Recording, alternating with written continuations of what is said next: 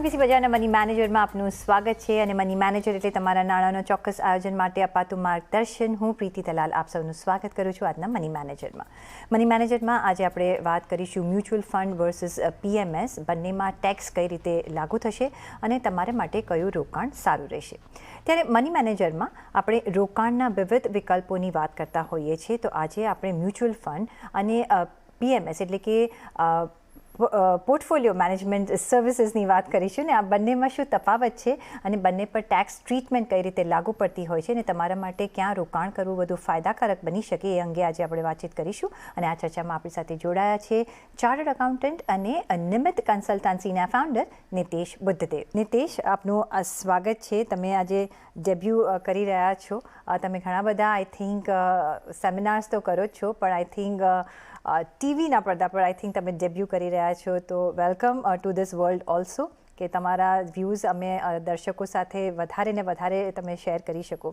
હવે આજે જે આપણે વાત કરવાના છે એ છે કે આપણે ઇન્વેસ્ટમેન્ટ તો કરતા જોઈએ છીએ, રિટર્ન્સ કેટલા મેક્સિમમ મેળવી શકીએ એ પણ આપણે મેક્સિમમ ટ્રાય કરતા હોઈએ છીએ અને મે બી એ ધ્યેયથી પણ આપણે કામ કરતા હોઈએ છીએ. પણ ટેક્સ પોઈન્ટ ઓફ વ્યૂ પણ આપણે એક નજરમાં રાખવો જોઈએ કે જે તમે જ્યાં નિવેશ કરી રહ્યા છો એમાં ટેક્સ કેટલો લાગશે, શું એ ટેક્સ પોઈન્ટ ઓફ વ્યૂ પણ તમને બેનિફિશિયલ થઈ પડે છે કે નહીં. પણ ટેક્સેશન ઓનલી એક હેતુ ન થવો જોઈએ કે ટેક્સ બચાવવા માટે હું રોકાણ કરીશ, એવી રીતે તો વાઇસ વર્સા થતું જ નથી. પણ આજે જે આપણે જે પ્રોડક્ટ આપણે ચૂઝ કર્યો છે કે મ્યુચ્યુઅલ ફંડ વર્સિસ પીએમએસમાં જો તમે નિવેશ કરો છો તો શું જોવું જોઈએ. તો first of all mutual fund versus PMS તમે કઈ રીતે સમજાવશો, આ બંને પ્રોડક્ટ કઈ રીતે કામ કરે છે? થેન્ક યુ પ્રીતિજી, મને શોમાં બોલાવવા માટે તમારો ખૂબ ખૂબ આભાર. પ્રીતિજી, તમે જેમ કીધું એમ રિટર્ન જે મારા ખિસ્સામાં એઝ અ ઇન્વેસ્ટર મને મળે છે એ બહુ જ ઇમ્પોર્ટન્ટ છે. નહીં કે ખાલી મને જે પ્રી ટેક્સ રિટર્ન મળ્યું, કારણ કે અલ્ટિમેટલી મને એ જોવે છે કે મારા ખિસ્સામાં મને કેટલા રૂપિયા મળ્યા. તો ટેક્સ એક બહુ ઇમ્પોર્ટન્ટ મુદ્દો છે જ્યારે કોઈ પણ ઇન્વેસ્ટમેન્ટની વાત કરીએ છીએ. મ્યુચ્યુઅલ ફંડમાં મિનિમમ 500 રૂપિયાથી ઇન્વેસ્ટમેન્ટ કરી શકાય છે, જ્યારે પીએમએસમાં સેબીએ લિમિટ રાખી છે મિનિમમ ઇન્વેસ્ટમેન્ટ 50 લાખ રૂપિયાની. બંનેમાં આપણને પ્રોફેશનલી મેનેજરની આપણને સલાહ મળે છે, સૂચન મળે છે, એ પ્રમાણે આપણે પોર્ટફોલિયોનો ગ્રોથ કરી શકીએ છીએ. બટ પીએમએસમાં જે આપણા સ્ટોક્સ હોય છે, જે તે ઇન્વેસ્ટર હોય છે એના ડીમેટ અકાઉન્ટમાં હોલ્ડ થાય છે, જ્યારે કે આપણે મ્યુચ્યુઅલ ફંડમાં જ્યારે નિવેશ કરીએ છીએ ત્યારે આપણને જે ઇન્વેસ્ટમેન્ટ હોય છે એ યુનિટ્સના રૂપે મળે છે અને જે તે શેર્સમાં કે સિક્યુરિટીઝમાં જે એક્ટિવિટીઝ થાય છે એ સ્કીમ લેવલ પર મ્યુચ્યુઅલ ફંડમાં થાય છે. તો આ બે રીતે આપણે જોઈ શકીએ પ્રીતિજી, અને આ બે મેઇન ડિફરન્સ છે, અમાઉન્ટ વાઇઝ છે. અને જ્યારે પીએમએસની વાત આવે છે તો જે એક્ટિવિટીઝ જે તે થાય છે એ ઇન્ડિવિજ્યુઅલના ડીમેટ અકાઉન્ટમાં થાય છે. સાચી વાત છે. મ્યુચ્યુઅલ ફંડમાં જેમ આપણે જાણીએ છીએ ને, મ્યુચ્યુઅલ ફંડ વિશે અમારા દર્શકો બહુ જ જાણે છે કારણ કે અમે અવારનવાર એ વાત કરતા હોઈએ છીએ કે પર્ટિક્યુલર ફંડમાં તમે નિવેશ કરતા હો છો, જે તમે ચૂઝ કરતા હો છો અને તમે એમાં એસઆઈબી બી કરી શકો છો અને મિનિમમ 500 રૂપિયાથી શરૂઆત કરી શકો છો, અથવા તો લમસમ પણ તમને તમારે જેટલા પૈસા તમારે ઇન્વેસ્ટ કરવા હોય કરી શકો છો. પણ પીએમએસ એટલે કે એક પોર્ટફોલિયો મેનેજમેન્ટ સર્વિસ હોય છે, જેમાં એક તમે મોટો અમાઉન્ટ લમસમ કરીને આપી દો અને એ સર્વિસ કે એ પ્રોફેશનલ દ્વારા એ લોકો ડિસાઇડ કરશે કે ભાઈ એ ક્યાં નિવેશ કરે છે તમારા પૈસા, અને મે બી તમને એવું હોતું હોય છે કે યરલી કઈ રિટર્ન્સ એ લોકો કમિટ કરતા હોય છે. ના પ્રીતિજી, આમાં મ્યુચ્યુઅલ ફંડની જેમ જ છે, એક રિટર્ન કોઈ જાતનું કમિટમેન્ટ હોતું નથી. આ પ્રોડક્ટમાં પણ તમે જેમ ઇક્વિટી મ્યુચ્યુઅલ ફંડમાં આપણે વિચારીએ કે 10 to 15% CAGRનું વળતર આપણે એક્સપેક્ટ કરી શકીએ, સેમ રીતે પોર્ટફોલિયો મેનેજમેન્ટ સર્વિસીસ પણ આવી રીતના ચાલે છે. અને સેબી એ બહુ સ્ટ્રિક્ટ રેગ્યુલેશન રાખ્યા છે, તો આમાં પણ તમે કોઈ પણ જાતનું રિટર્ન પ્રોમિસ કે ગેરંટી કરી નથી શકતા. તો એક લમસમ હોય છે જેમાં તમારે એક ખાલી કેશ આપવાના હોય છે, મીન્સ કે ચેક આપવાનો હોય છે, નિવેશ એ લોકો કરશે અને એ લોકો જ આખું તમારા માટે પ્લાનિંગ કરીને ઇન્વેસ્ટમેન્ટ કરતા હોય છે. પણ બંને આમ તો જોવા જઈએ નિતેશજી તો ઇક્વિટીમાં આપણે રોકાણ કરતા હોઈએ છીએ મોટા ભાગે. તો પછી ટેક્સેશન પોઈન્ટ ઓફ વ્યૂ કઈ રીતે એક ડિફરન્ટલી આમાં લાગતું હોય છે, ટેક્સેશન પર સે જે રેગ્યુલેશન્સ છે?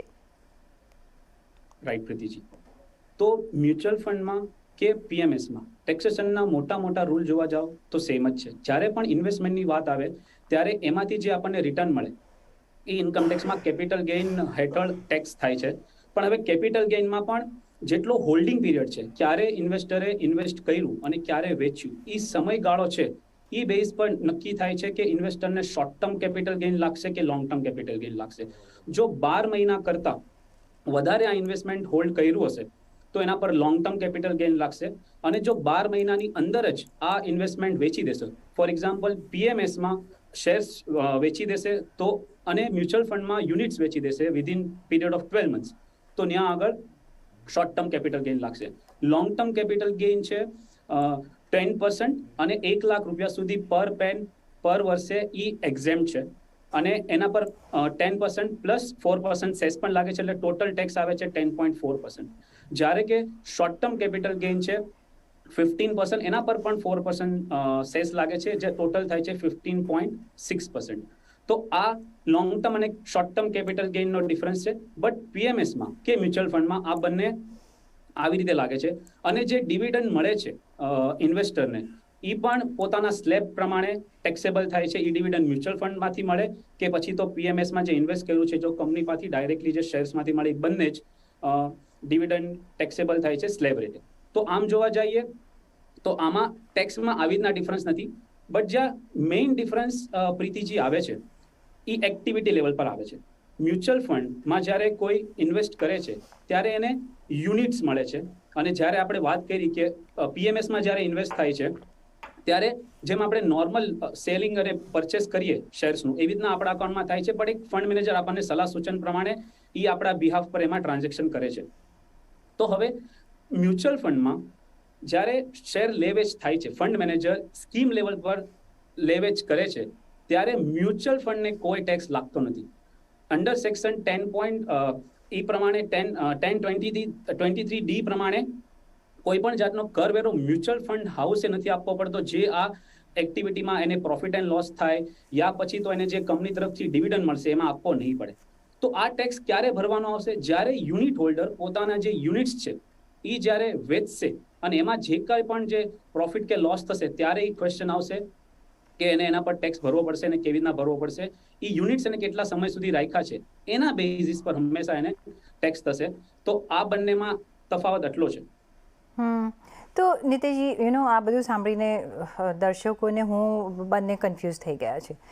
તો મોટા જો આપણે સમજવું હોય કે શું ડિફરન્સ છે અને કઈ રીતે ટેક્સ ટ્રીટમેન્ટ, મેઇન ડિફરન્સ કયું છે ટેક્સ ટ્રીટમેન્ટમાં, ફર્સ્ટ આપણે જો દર્શકોને સિમ્પ્લિફાય કરીને સમજાવવું હોય તો. સો મેઇન ડિફરન્સ પ્રીતિજી મેં તમને કીધું એવી રીતે, અને દર્શકોને વધારે સમજાય મને લાગે છે એના માટે આપણે કોઈ એક્ઝામ્પલ આપીએ, એનાથી દર્શકોને થોડું વધારે ક્લિયર થશે કે આનો જો કોઈ ડિફરન્સ છે તો કેવી રીતના છે અને કયા પ્રોડક્ટમાં હું ઇન્વેસ્ટ કરું તો મને શું બેનિફિટ થઈ શકે. ધારો કે આપણે અઝ્યુમ કરીએ છીએ કે આનંદ અને અંકિતા બે ઇન્વેસ્ટર છે, બંને 50 લાખ રૂપિયા લમસમ ઇન્વેસ્ટ કરે છે અને બંનેને પહેલા વર્ષે મ્યુચ્યુઅલ ફંડમાં અને પીએમએસમાં 2.5 લાખ રૂપિયાનો પ્રોફિટ થાય છે. હવે પહેલા આપણે વાત કરીએ અંકિતાની, જે 2.5 લાખ રૂપિયાનો એને પ્રોફિટ થયો. ધારો કે આ જે છે એ વર્ષ દરમિયાન જે એના ફંડ મેનેજરે છે જે અંકિતાના ડીમેટમાં લે વેચ કરી હશે, ઓકે, એના ઉપર એને આ પ્રોફિટ થયો છે. અને આ પ્રોફિટ પર જે આ પ્રોફિટ થયો 2.5 લાખ રૂપિયાનો, એના પર અંકિતાને 39,000 રૂપિયાનો ટેક્સ ભરવો પડશે. આપણે જેમ વાત કરી એમ 15.6% શોર્ટ ટર્મ કેપિટલ ગેઇન અંકિતાને ભરવો પડશે એમ ધારીને ચાલીએ છીએ, કારણ કે જે શેર્સ ફંડ મેનેજરે આ વર્ષે લીધા છે એ સેમ વર્ષમાં વેચ્યા છે અને એના લીધે એનો શોર્ટ ટર્મ પીરિયડ અને શોર્ટ ટર્મ કેપિટલ ગેઇનને લીધે એને આ ટેક્સ ભરવાનો આવશે. તો અંકિતાના જે 2.5 લાખ છે એમાંથી 39,000 રૂપિયાને ટેક્સમાં ભરી દેવા પડશે. હવે આપણે વાત કરીએ છીએ આનંદની મ્યુચ્યુઅલ ફંડની એને પણ વૈધી છે. એનો જ્યારે પોર્ટફોલિયો જોવે છે તો એનો પણ 2.5 લાખ રૂપિયા પોર્ટફોલિયો થયો છે, જે 2 લાખથી થયો હતો, 2.5 લાખથી વૈધો છે, જે 50 લાખથી એને શરૂ કર્યો હતો. તો એનો પોર્ટફોલિયો પણ 52,50,000 દેખાય છે. બટ એના પર કોઈ ટેક્સ ભરવાનો આવશે નહીં, કારણ કે આ પ્રીતિજી નોશનલ ગેઇન છે, એને કોઈ એક્ટિવિટી કરી નથી. આ જે એક્ટિવિટી થઈ છે એના પણ ફંડ મેનેજરે, મ્યુચ્યુઅલ ફંડ મેનેજરે સ્કીમ લેવલ પર જે એક્ટિવિટીઝ કરી હશે, શેર્સ લીધા હશે, વેચ્યા હશે, એ બધા પર જેમ આપણે વાત કરી એ મ્યુચ્યુઅલ ફંડે કોઈ ટેક્સ નહીં ભરવો પડે. એટલા જ માટે હવે આવીએ છીએ આપણે તો આનંદના કેસમાં આનંદ કોઈ પણ જાતનો ટેક્સ ભરશે નહીં, કારણ કે એને કોઈ યુનિટ્સ વેચ્યા જ નથી અને કોઈ એક્ટિવિટી કરી નથી, પણ બંનેનો પોર્ટફોલિયો વધ્યો છે. હવે આવીએ છીએ આપણે બીજા વર્ષ પર. બીજા વર્ષમાં પણ ધારો કે બંનેને 2.5 લાખ રૂપિયાનો પ્રોફિટ થયો છે, તો એ 2.5 લાખ બીજા પ્રોફિટ પર પણ જેમ આપણે વાત કરી એમ પાછો અંકિતાએ 39,000 રૂપિયાનો ટેક્સ ભરવો પડશે શોર્ટ ટર્મ કેપિટલ ગેઇન. આપણે અહીંયા પણ ધારીએ છીએ કે જે બીજા વર્ષમાં પણ ફંડ મેનેજરે શેર્સ લીધા હશે, એમાં સારો એવો પ્રોફિટ થયો હશે અને એને વેચ્યા છે, અને એ જે શેર્સમાં લે દે કરી છે એ પણ 12 મહિનાની અંદર જ કરી છે, જે હોલ્ડિંગ પીરિયડ છે 12 મહિના કરતા ઓછો છે, એટલે એના પર પણ અંકિતા બીજો 39,000 રૂપિયા ટેક્સ ભરશે. હવે આનંદને થયું કે હું પણ જો આમાંથી બહાર નીકળી જાઉં અને મને 5 લાખ રૂપિયાનો ગેઇન છે, તો બીજા વર્ષે જે આનંદનો પોર્ટફોલિયો પણ ટોટલ 5 લાખ રૂપિયા ગેઇન દેખાડે છે, તો એ 5 લાખ રૂપિયા ઉપર હવે આનંદને ટેક્સ ભરવાનો આવશે, કારણ કે એને હવે પોતાના મ્યુચ્યુઅલ ફંડ યુનિટ્સ વેચ્યા છે. બટ આ 5 લાખ રૂપિયામાંથી પણ પહેલા 1 લાખ રૂપિયા પર એને કોઈ ટેક્સ લાગતો નથી, કારણ કે ફર્સ્ટ 1 લાખ રૂપિયા સુધીનો tax long term capital gain છે, કારણ કે એને 12 મહિના કરતા વધારે યુનિટ્સ રાખ્યા છે, એટલે એના માટે એ ફર્સ્ટ 1 લાખ રૂપીસ એક્ઝેમ્પ છે. તો હવે 5 લાખમાંથી 1 લાખ રૂપિયા વયા ગયા, બાકીના જે 4 લાખ રૂપિયા છે એના પર હવે એ 10.4% ટેક્સ ભરશે, અને એ જે ટેક્સ છે એ 41,600 રૂપિયા આવે છે. સો તમે જોયું કે જ્યારે અંકિતાએ 2 વર્ષે અલગ અલગ 39,000 ટેક્સ ભર્યો અને મ્યુચ્યુઅલ ફંડમાં એને ટેક્સ ભરવો પડ્યો આનંદે 41,600 નો, કારણ કે એને એક તો લોંગ ટર્મ વેચ્યા છે અને એને જ્યારે વેચ્યું ત્યારે જ એને એ ટેક્સ લાગ્યો છે જ્યારે એને યુનિટ્સ લેવલ પર એક્ટિવિટી કરી. તો ખાલી આ એક ટ્રાન્ઝેક્શનમાં જ આપણે જોઈએ તો આ ટ્રાન્ઝેક્શનમાં તે લગભગ 36,000 રૂપિયાનો ટેક્સ બચી ગયો છે, ખાલી એક મ્યુચ્યુઅલ ફંડમાં ઇન્વેસ્ટ કરીને. અને 2 પ્રોડક્ટ વચ્ચે જો સેમ 2 પ્રોડક્ટ તો એમાં પણ પ્રોપરલી સિલેક્ટ કરીને ઇન્વેસ્ટર નિવેશ કરે તો આવી રીતના બેનિફિટ થઈ શકે છે. પ્રીતિજી, તો નીતિશજી, જે તમે કહ્યું શોર્ટ ટર્મને તો આપણે સમજી ગયા કે 1 વર્ષની અંદર હોય એ શોર્ટ ટર્મ કહેવાય, પણ લોંગ ટર્મની કઈ રીતે ડિફાઇન કરશો? એની અવધિ કેટલી હોતી હોય છે?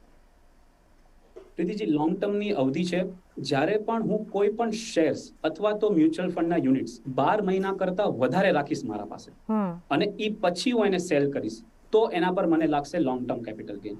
સો સિમ્પલ વસ્તુ યાદ રાખવાની છે કે મેં જે ઇન્વેસ્ટમેન્ટ કર્યું એ 12 મહિના રાખ્યું છે કે એનાથી ઓછું રાખ્યું છે, તો 12 મહિના કરતા વધારે લોંગ ટર્મ લાગશે. તો દેટ મીન્સ કે તમે જેટલું લોંગ ટર્મ રાખો છો તો તમને વધારે એક બેનિફિટ થાય છે. અને એની વિચ વેઝ અમે જ્યારે પણ રોકાણકારને કહેતા હોઈએ છીએ કે તમે ઇક્વિટીમાં ઇન્વેસ્ટ કરો તો એક લોંગ ટર્મ પર્પઝથી કરો, જેથી તમારું એક કેપિટલ અપ્રિસિએશન થતું હોય. પણ આમાં જે તમે જે કહેવા માંગો છો કે સપોઝ આપણે લોંગ ટર્મ માટે જો આપણે રોકાણ કરવું હોય તો શું એક પીએમએસ એક બેટર વિકલ્પ રહેશે? જેમ પ્રીતિજી તમે કીધું એમ આપણે હંમેશા સલાહ આપતા હોઈએ છીએ આપણા માટે પણ, અને જે પણ દર્શક મિત્રો છે, જે નિવેશકો છે, ઇક્વિટીમાં જ્યારે પણ આવે છે ત્યારે એને એક લોંગ ટર્મ વ્યૂથી આવવું જોઈએ, કારણ કે આ જ સલાહ સાથે આપણે જોયું છે કે વધારે બેનિફિટ થઈ શકે છે, પોર્ટફોલિયોનો વધારે ગ્રોથ થઈ શકે છે અને આપણે લોસ અવોઇડ કરી શકીએ છીએ જે શોર્ટ ટર્મમાં થઈ શકે, કારણ કે ઇક્વિટી કાફી વોલેટાઇલ એસેટ છે. હવે મારા હિસાબથી પોર્ટફોલિયો મેનેજમેન્ટ સર્વિસીસ કરતા મ્યુચ્યુઅલ ફંડને વધારે બેનિફિટ છે, કારણ કે હમણાં આપણે જોયું જેમ એવી રીતના બંને લેવલ પર એક્ટિવિટીઝ થાય છે, બંને લોકો શેર લેવેચ કરે છે, પણ જે મ્યુચ્યુઅલ ફંડ છે એને ટેક્સ પાસ થ્રુ સ્ટેટસ મળ્યું છે, એટલે ફંડ મેનેજર કોઈ પણ જાતનો ટેક્સ તો ભરવાનો નથી. ખાલી જ્યારે ભરવાનો આવશે ટેક્સ એ આવશે ઇન્વેસ્ટરના એન્ડ પર, જ્યારે ઇન્વેસ્ટર યુનિટ્સ વેચશે. તો મારા હિસાબથી મ્યુચ્યુઅલ ફંડ વધારે ફાયદાકારક રહેશે, કારણ કે મ્યુચ્યુઅલ ફંડને આ એક એડવાન્ટેજ મળ્યો છે.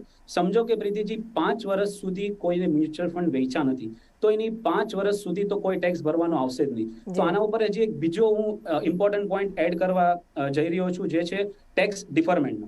એટલે કે હું આજે 100 રૂપિયાની વેલ્યુ છે અને 100 રૂપિયાની વેલ્યુ 5 વર્ષ પછી એ અલગ અલગ છે, રાઈટ? તો હું time value of money concept જે આપણા દર્શકો બરાબરથી જાણે છે એ પ્રમાણે પણ આપણે જોવા જઈએ તો આ એક હજી એક બેનિફિટ છે જે મ્યુચ્યુઅલ ફંડમાં તમારે 5-10 વર્ષ વેચવું જ નથી, તમારે રાખવા જ છે, તો અહીંયા વધારે બેનિફિશિયલ છે. જ્યારે કે જે તે એક્ટિવિટી પીએમએસમાં થશે એના પર તમારે યર ઓન યર જે પણ ટેક્સ આવશે એ ભરતા રહેવો પડશે. તો આ એક બેનિફિટ મ્યુચ્યુઅલ ફંડમાં મને દેખાઈ આવે છે.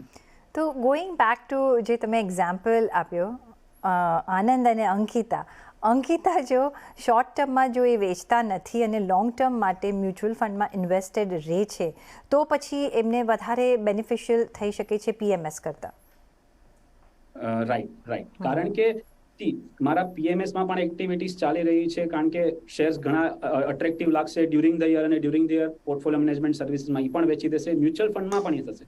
પણ જસ્ટ બીકોઝ કારણ કે મારા લેવલ પર ટેક્સ ત્યારે જ લાગશે જ્યારે હું કાંઈ એક્ટિવિટી કરીશ એઝ અ ઇન્વેસ્ટર, તો ફંડ મેનેજર જે પણ એક્ટિવિટીઝ કરે એનો મને કોઈ નુકસાન નથી થતો મ્યુચ્યુઅલ ફંડમાં, અને હા લોંગ ટર્મ રહેવાથી મને આ મ્યુચ્યુઅલ ફંડમાં સીધો ફાયદો દેખાઈ રહ્યો છે. આપણે આગળ પણ ચર્ચા કરીશું, કારણ કે વધારે સમજીશું કે કોણે શેમાં ઇન્વેસ્ટ કરવું જોઈએ, કઈ રીતે આપણે ડિફરન્શિએટ કરી શકીએ. પણ એ પહેલાં આપણે એક બ્રેક લઈ લઈએ, તો બ્રેક લઈશું અને પાછા ફરીશું અને આ ચર્ચાને ચાલુ રાખીશું. અમારી સાથે જોડાયેલા રહીશું.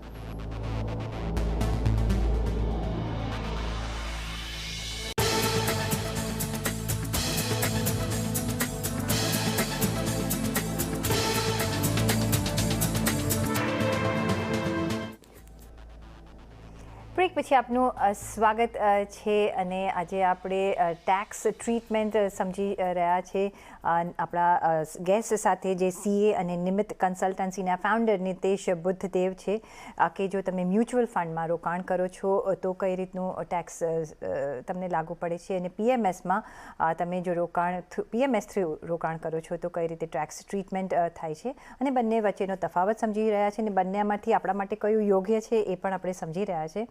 તો નિતેશજી, તમે જેમ જે બે એક્ઝામ્પલ આપ્યા છે, આનંદ અને અંકિતા, એમાં અંકિતા કોણ છે? તમે શોક થઈ ગયા? ના, ખાલી લાઇટર નોટ પર. પણ મને જણાવો કે મ્યુચ્યુઅલ ફંડને આપણે પીએમએસ જ્યારે વાત કરતા હોઈએ છીએ ત્યારે કોને થ્રુ પીએમએસ રોકાણ કરવું જોઈએ અને કોને મ્યુચ્યુઅલ ફંડ સિલેક્ટ કરવું જોઈએ? કારણ કે બંને એક એવેન્યુઝ અવેલેબલ છે આપણી પાસે, તો આપણા માટે કયું યોગ્ય છે એ કઈ રીતે આપણે જાણી શકીએ? પ્રીતિજી, જેમ તમે પૂછ્યું અને જે છે કે આપણી રોકાણ કરવાની જે રિસ્ક એપેટાઇટ છે, કારણ કે પોર્ટફોલિયો મેનેજમેન્ટ સર્વિસીસમાં લગભગ થોડો કોન્સન્ટ્રેટેડ પોર્ટફોલિયો હોય છે, એટલે લગભગ 25થી 30 શેર્સમાં નિવેશ થાય છે, જ્યારે મ્યુચ્યુઅલ ફંડમાં કમ્પેરેટિવલી 50થી 60 સ્ટોક હોય છે એક સ્કીમમાં, અને આપણે જ્યારે 50 લાખ એક સાથે રોકી દઈએ છીએ એક સ્કીમમાં, તો એમાં એ કોન્સન્ટ્રેશન વાળું રિસ્ક પણ વિચારવું જોઈએ નિવેશકે. જ્યારે કે મ્યુચ્યુઅલ ફંડમાં હું સમજો 50 લાખ જ મને ઇન્વેસ્ટ કરવા છે, તો હું 4-5 સ્કીમમાં નિવેશ કરી શકીશ, ડિફરન્ટ થીમની જે હશે, મિડ કેપ, સ્મોલ કેપ, એવી રીતના કરી શકીશ. તો જે એક રિટેલ ઇન્વેસ્ટર છે, જેને એક સાથે એ 50 લાખ રૂપિયાનું રિસ્ક એક ફંડ મેનેજર સાથે નથી લેવું, એના માટે એણે અલગ અલગ મ્યુચ્યુઅલ ફંડ સ્કીમ સિલેક્ટ કરી અને એમાં નિવેશ કરવું જોઈએ. જ્યારે કોઈના પાસે મોટા પૈસા ઇન્વેસ્ટ કરવા માટે છે, જેમ કે 2-3 કરોડ રૂપિયા, તો એમાંથી 50 લાખ રૂપિયા જેવા એક પીએમએસ સ્કીમમાં જઈ શકે, કારણ કે ત્યાં ટિકિટ સાઇઝ વધારે છે, જેમ આપણે વાત કરીએ એમ. તો કેટલા સરપ્લસ ફંડ છે અને ઓવરઓલ એનું કેટલું અસેટ અલોકેશન ઇક્વિટીમાં છે, એ પ્રમાણે આપણે ચૂઝ કરવું જોઈએ એ ઇન્વેસ્ટર માટે કે એને ક્યાં નિવેશ કરવું. તો શું તમે એમ કહેવા માંગો છો કે જો જ્યાં બિગ ટિકિટ સાઇઝ છે ત્યાં રિટર્ન વાઇઝ આપણને વધારે રિટર્ન મળી શકે છે, અને જો થોડો એક્સ્ટ્રા ટેક્સ પે કરવો હોય તો એ પણ એ રિટર્ન કવર અપ કરી શકે છે compare to mutual fund? Possible છે કે મ્યુચ્યુઅલ ફંડમાં તમારું high risk high return concept થઈ શકે, કારણ કે ઓછા સ્ટોકમાં ઇન્વેસ્ટ થાય છે, અને ત્યાં આગળ કદાચ એ કોન્સન્ટ્રેશનને લીધે જેમ એ રિસ્ક છે એમ કદાચ એવું પણ થઈ શકે કે ત્યાંથી રિટર્ન વધારે લાવી શકીએ. બટ જ્યારે પણ એમાં કોઈ ઇન્વેસ્ટર ઇન્વેસ્ટ કરે છે ત્યારે એ માઇન્ડમાં રાખવું પડશે કે આ ટેક્સેશનનો જે કદાચ ડિસએડવાન્ટેજ છે, એટલું એટલીસી કવર થઈ જાય, એટલું એક્સ્ટ્રા રિટર્ન આવે તો એના માટે બેનિફિશિયલ થઈ શકે જરૂરથી. પણ એ તો કોઈ કમિટ તો કરશે નહીં કે આપણને કેટલું રિટર્ન મળશે, પણ આપણે એ એઝમ્પશન પર જઈ શકીએ કે બિગ ટિકિટ સાઇઝ હોય તો એક રિટર્ન સારા મળી શકે. પણ હવે કન્ક્લુડિંગ આપણે જો એક દર્શકોને એક સિમ્પ્લિફાય કરી આપવું જોઈએ, તો એડવાન્ટેજીસ શું છે મ્યુચ્યુઅલ ફંડ પર સે ટેક્સેશન પોઈન્ટ ઓફ વ્યૂ. આપણે પીએમએસનું તો ડિસ્કસ કર્યું, પણ આપણે જો મ્યુચ્યુઅલ ફંડ પર સે આપણે જો એક કન્ક્લુઝન લેવું હોય તો કઈ રીતે એક ટેક્સની રીતે પણ બેનિફિશિયલ થઈ શકે છે અને કઈ રીતે ટેક્સ બેનિફિટ આપણે લઈ શકીએ? પ્રીતિજી, જેમ તમે એમ કીધું અને આપણે આજે આ બંને જ્યારે ડિસ્કસ કરી રહ્યા છે તો પોસ્ટ ટેક્સ રિટર્ન મારા માટે ઇમ્પોર્ટન્ટ છે. અને જ્યારે પોસ્ટ ટેક્સની વાત આવે તો મને એક કોટ યાદ આવે છે બેન્જામિન ફ્રેન્કલિનનો, કે બે જ વસ્તુ જીવનમાં ચોક્કસ છે અને એ છે મૃત્યુ અને ટેક્સીસ. જીવન મૃત્યુ માટે તો આપણે કાંઈ વધારે કરી ના શકીએ, આપણા હાથમાં નથી, પણ ટેક્સ પ્રોપરલી પ્લાન કરીએ અને એમાં આપણે એવું કોઈ ઇન્વેસ્ટમેન્ટ ચૂઝ કરીએ જે આપણને બેનિફિશિયલ થતું હોય તો એમાં જરૂરથી આપણે એ વસ્તુ જોવી જોઈએ. તો મ્યુચ્યુઅલ ફંડના એડવાન્ટેજની વાત કરું તો એના માટે મારે પીએમએસનો એક જ હજી ડિસએડવાન્ટેજ જે મને લાગે છે મારા હિસાબે, મારી દ્રષ્ટિએ હું તમને કહીશ કે જે મ્યુચ્યુઅલ ફંડમાં જે એનએવી આવે છે અને જે પ્રોફિટ થાય છે એ એક્સપેન્સ રેશિયો એમાં ઓલરેડી એડજસ્ટ થઈ જાય છે. બંને પ્રોફેશનલી મેનેજ છે એટલે બંનેમાં ચાર્જિસ તો લાગવાના જ છે, ફંડ મેનેજમેન્ટની ફીસ લાગવાની છે, જે મ્યુચ્યુઅલ ફંડમાં એક્સપેન્સ રેશિયો કહેવાય છે એ ઓલરેડી એ એનએવીમાં એડજસ્ટ થઈને આવે છે. જ્યારે પીએમએસમાં એ પૈસા અલગથી ચાર્જ હોય છે, તો એ જે રિટર્ન છે એની ઓવર અબાઉ એક પ્રોફેશનલ ફીસ આપવાની હોય છે જેને ફંડ મેનેજમેન્ટ એક્સપેન્સ કહી શકીએ. એનું ડિડક્શન લેવા માટે ઇન્કમ ટેક્સમાં પણ ઘણા વાદ વિવાદો છે અને ઇન્કમ ટેક્સ ઓફિસર આ જે ચાર્જિસ લાગે છે એને પણ ડિસઅલાવ કરતા હોઈએ છે. તો આ પણ એક એડવાન્ટેજ કહી શકો મ્યુચ્યુઅલ ફંડનો, કે મ્યુચ્યુઅલ ફંડનો જે ચાર્જિસ છે એ બાય ડિફોલ્ટ તમારા એનએવીમાં એડજસ્ટ થઈને આવે છે, એટલે તમારો જે નેટ ટેક્સ આવે છે એ જ નેટ ઇન્કમ તમારા હાથમાં આવે છે એ, અને તમે ચાર્જિસ પછીની છે એટલે તમારે ચાર્જિસનો કોઈ એમાં સવાલ રહેતો નથી. અને બીજો જે મારા હિસાબથી બીજો જે પોઈન્ટ છે એ ધ્યાનમાં લેવો જોઈએ કે જ્યારે આપણે મ્યુચ્યુઅલ ફંડમાં ઇન્વેસ્ટ કરીએ છીએ એની જે ઇન્કમ લાગે છે એ તો કેપિટલ ગેઇન હેઠળ જ આવશે. પણ ઘણા કેસમાં એવું જોવા મળ્યું છે પ્રીતિજી કે જે પીએમએસની જે ઇન્કમ છે, પીએમએસમાં જે પ્રોફિટ થાય છે એ ઇન્કમ ટેક્સના અસેસિંગ ઓફિસર બેઝડ ઓન કે વર્ષ દરમિયાન પીએમએસમાં કેટલી એક્ટિવિટી થઈ છે, એમાં કેટલી ટોટલ ઇન્કમ છે, એની સામે જે ઇન્વેસ્ટર છે એની બીજી ઇન્કમો કેટલી છે એની ઉપર કદાચ ઈ ઇન્કમની બિઝનેસ ઇન્કમ હેઠળ પણ દેખાડવાનું કે, અને એને લીધે જે આપણને 15% કે 10%નો જે લાભ મળે છે, 15% યા 10%નો આપણને શોર્ટ ટર્મ કેપિટલ ગેઇન કે લોંગ ટર્મ કેપિટલ ગેઇનનો જે એડવાન્ટેજ વાળો ટેક્સેશન રેટ મળે છે એની બદલે એને ઇન્વેસ્ટર એના સ્લેબ રેટ પ્રમાણે પણ ટેક્સ ભરવો પડે, એવા પણ કિસ્સાઓ જોવા મળ્યા છે. તો આ મોટા મોટા પોઈન્ટ ધ્યાનમાં રાખવાની જરૂર છે જ્યારે એક ઇન્વેસ્ટર કોઈ પ્રોડક્ટ ચૂઝ કરે છે, અને સ્પેસિફિકલી વાત કરીએ આપણે મ્યુચ્યુઅલ ફંડ કે પીએમએસની. તો જી સાચી વાત છે, કારણ કે પહેલો જ ડિફરન્સ એ છે કે 50 લાખ જો તમારી પાસે હોય તો મિનિમમ 50 લાખ તો પીએમએસમાં આપણે નાખવા પડશે, જ્યારે મ્યુચ્યુઅલ ફંડમાં આપણે 500 રૂપિયાથી અપ પણ શરૂઆત કરી શકીએ છીએ. તો એટલું જો મોટું કોર્પસ હોય તો એ લોકો માટે પીએમએસ વિચારી શકે છે, પણ એક ટેક્સનું એંગલ જોઈને. અને બાકી આપણે મ્યુચ્યુઅલ ફંડમાં જો તમે લોંગ ટર્મ રોકાણ કરો છો તો એની ટેક્સ ટ્રીટમેન્ટ કઈ રીતે લાગે છે, શોર્ટ ટર્મ હોય છે તો કઈ રીતે લાગે છે એ આપણે સમજ્યા. નીતેશજી, ઘણો આભાર તમારો આજે અમારી સાથે જોડાવા બદલ, અને આ ટેક્સેશન પોઈન્ટ ઓફ વ્યૂથી અમને જે સિમ્પ્લિફાઈ કરી આપ્યું. આઈ થિંક આપણા દર્શકો હવે આગળ જ્યારે નિવેશ કરશે ત્યારે આ આસ્પેક્ટ્સ પણ વિચારીને અને કેલ્ક્યુલેટ કરીને નિવેશ કરશે. પણ અત્યાર માટે તમારો ઘણો આભાર અમારી સાથે આજે જોડાવા બદલ. સાથે જ પર્સનલ ફાઇનાન્સના તમારા સવાલ અમને મોકલો, તમારું નામ, શહેર, ઉંમર સાથે ઈમેલ કરો અમને money@nw18.com પર. ફેસબુક પર લખો અમને facebook.com/CNBC બજાર પર, અને ટ્વીટ પણ કરી શકો છો twitter.com/CNBC બજાર પર.